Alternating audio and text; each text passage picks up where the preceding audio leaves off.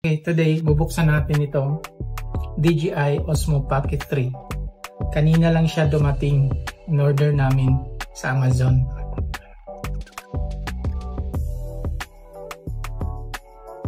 Yan lang pala siya kaliit, guys. So una, buksan natin to.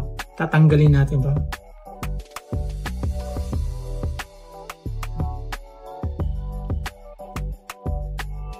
Bukan natin i-on. Di pala kasama yung SD card kaya bumili ako sa mall.